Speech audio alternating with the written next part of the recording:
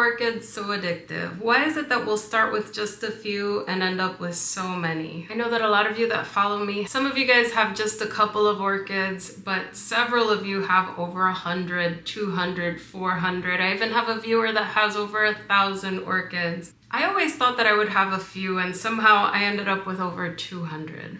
And I did a video 2 years ago on this topic, and I wanted to dive deeper into the psychology of why are orchids so addictive? So let's get into it. My mom had a very large orchid collection in the 90s. She grew orchids under wooden shelves, and she grew them under lights. I think there were fluorescent lights at the time. She would get them from catalogs. Sometimes sight unseen, sometimes just described. I remember she told me she would get cattleyas, little cattleyas, epidendrums. Sometimes the epidendrums were big and they had very little flowers. But what we have now is so much variety. We could see these orchids online. We could see endless hybrids, but orchid collecting isn't new. It's been around for centuries. During the age of exploration, European explorers began to travel to Africa, South America, and Southeast Asia, and they started encountering these new species and new exotic plants that they've never seen before. These exotic plants were brought back to Europe in the 1700s and 1800s. They quickly became symbols of wealth, status, and prestige. Not everyone had an orchid. By the Victorian era, orchid growing became so intense it earned its own nickname, Orchidelirium. Wealthy collectors funded dangerous expeditions into tropical jungles in search of rare and undiscovered orchids. Plant hunters risked disease, injury, even death trying to find exotic orchids. And if you got your hands on something that no one else had, it was a big deal at the time. Newly discovered orchids could sell for enormous sums of money, and owning rare species became competition among collectors. While researching orchid history on this channel, I realized that people became fascinated with orchids well over 150 years ago. People think it's really a modern hobby, but it's been around for a very long time. So what is it about orchids that has people so interested? Why do they become so into it? Why does this hobby get so intense that we could have hundreds of orchids? I wanted to look into the psychological reasons, and the rewards that you get in growing orchids, they're very unpredictable. Orchid spikes appear unexpectedly at times. You get buds, sometimes when you don't even expect it.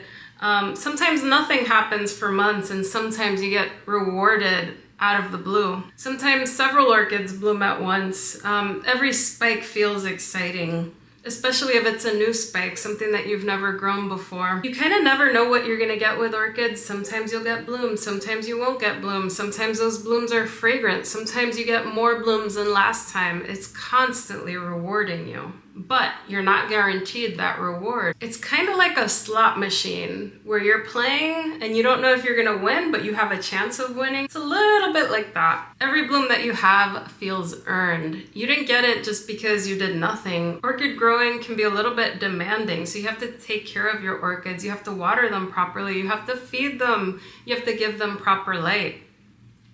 Orchids require patience, and that growing does pay off, and it gives you beautiful blooms to reward you for that care that you give it.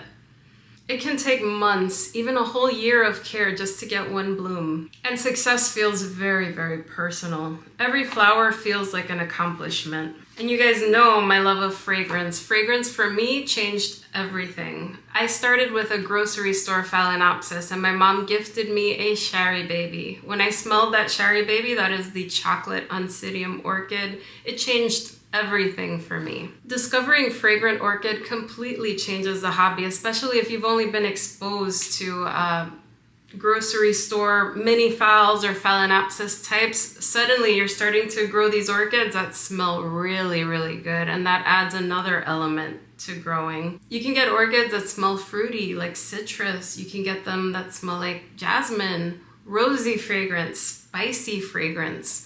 I had an orchid that smelled like licorice. I have another orchid that smells like anise. They are so interesting. Some of them smell like candy. Once you venture into fragrant orchids, it's really hard to go back. Not only that, every orchid is different. You have cattleyas, you have vandas, you have your phalaenopsis, you have your dendrobiums. They're all a little bit different. Some of them will give you a massive beautiful fragrant bloom. Some of them will give you sprays of flowers, lots of sprays of flowers. Some of them are miniature, and also like the Neophanetia falcatas, they smell really good.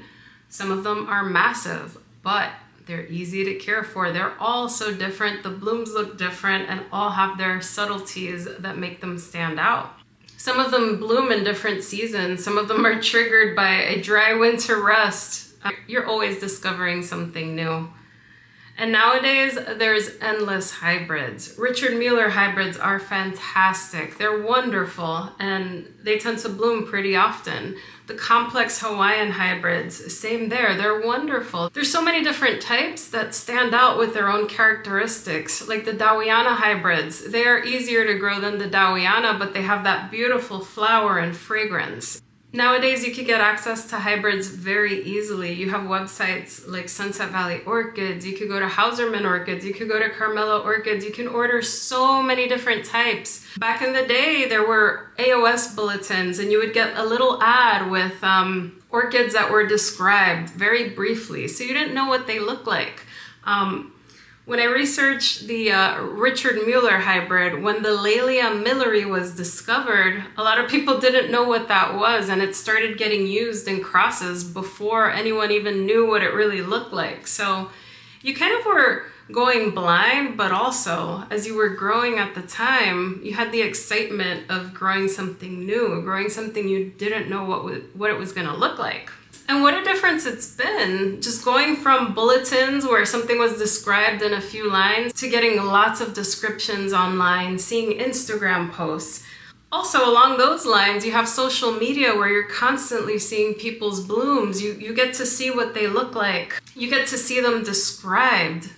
Beautiful blooms naturally get shared, and orchid groups inspire collectors. There's orchid shows that you can go to where you could see those blooms, you can smell those blooms. I bought the Bellina because I smelled it at an orchid show and I just love the fragrance. People also genuinely celebrate other people's blooms. There's a lot of positive reinforcement in the orchid growing community. People are quite encouraging, and many folks are very happy to help, especially if you're having trouble growing. If somebody has an overgrown plant and they want to share a division, that's very common. It's a very friendly yet also generous hobby that I've found. I've also realized that the collection is never really finished. If you think you have enough orchids, you think you're done with your collection, but there's always something more that you want, something that you discover, something that you see.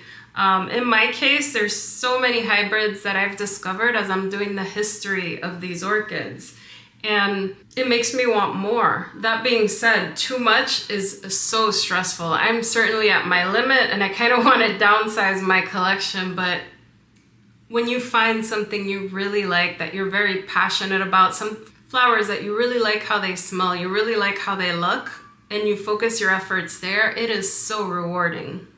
Every orchid also has a story. Some species like the Cattleya labiata disappeared before being rediscovered decades later. Some species shape modern orchid growing as well. We have the Dowiana, which is known for its yellow color, so beautiful. And it's also quite finicky, but now the hybrids are so much more easier to grow.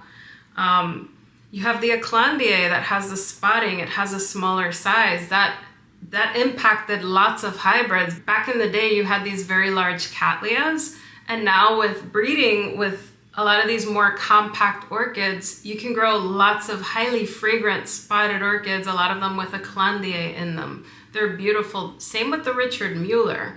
It has the Laelia milleri in it, and that is a very small, vigorous hybrid. The Brassivola nodosa as well. It's small, it's vigorous. You mix it in with other larger orchids and you get a nice compact version of a much larger orchid. I also think the more you learn, the more connected you become to the plants. You want to make sure you're taking good care of them. You know the history, where they came from. So that's always pretty cool to know. Why do we keep coming back? Well, I think it's because of the beauty and that element of surprise. You're constantly getting rewarded for caring for them. And like I said, it can be very unpredictable. Sometimes you won't get blooms. Sometimes you'll have a Cattleya or an orchid, a dendrobium. Sometimes you'll have an orchid that you've had for years that never bloomed. And the minute you see buds, you might gasp, because you're like, where did this come from? You've been caring for so long. So nothing is guaranteed with orchids. What you give to them, they will give back, but not always.